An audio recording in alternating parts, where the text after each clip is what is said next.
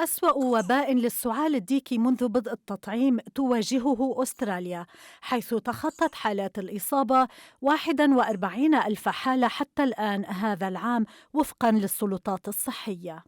السعال الديكي أو الووبينج كاف أو باللغة اللبنانية الدارجة أحيانا بيسمى الشهوء، مرض تنفسي نتيجة جرثومة اللي هي اسمها البورتوديلا برتاسس، تؤثر على الحلق ومداخل الهواء العليا وتصل إلى الرئتين.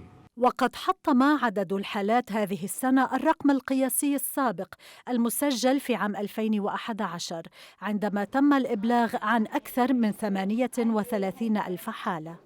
العوارض أهمها السعال الجاف الذي يأتي على نوبات متواصلة، ممكن تصل إلى 15 ل 20 دقيقة كل نوبة. أحيانا قد يكون معها ارتفاع في درجة الحرارة وبعض أعراض الرشح. وتشهد أستراليا ارتفاعاً متزايداً بحالات الإصابة عند الأطفال الذين تتراوح أعمارهم بين 10 و14 عاماً، إذ تشكل هذه الفئة العمرية ما يقرب من 40% من الحالات، وهذا مدفوع بانخفاض معدلات التطعيم بحسب الخبراء. التطعيم هو شيء مهم طبعا لأطفال المدارس، ده شيء روتيني وموجود عندنا. أيضا السيدات الحوامل بين الأسبوع 20 والأسبوع 32 بياخدوا تطعيم للسعال الديكي. أي شخص في اشتباه تعرضه أو مقاربته لشخص كان عنده سعال ديكي ينصح بأنه ياخد التطعيم إن لم تكن عليه أعراض.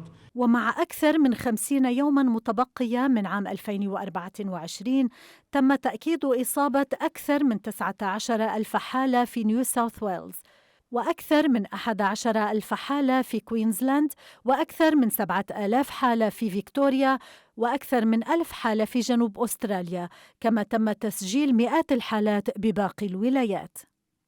هو مرض معدي جدا. وتشير التقارير إلى أن واحداً من كل 4 مراهقين لا يتلقون الجرعة المعززة للقاح السعال الديكي، وأن واحداً فقط من كل 5 أستراليين بالغين فوق سن 50 تلقوا اللقاحات في حينها.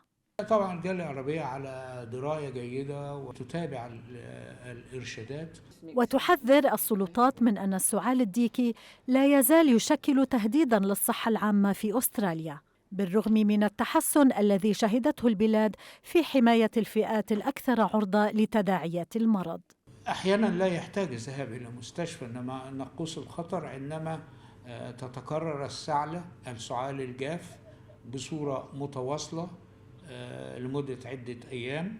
إذن يجب على المريض والاتصال بطبيبه.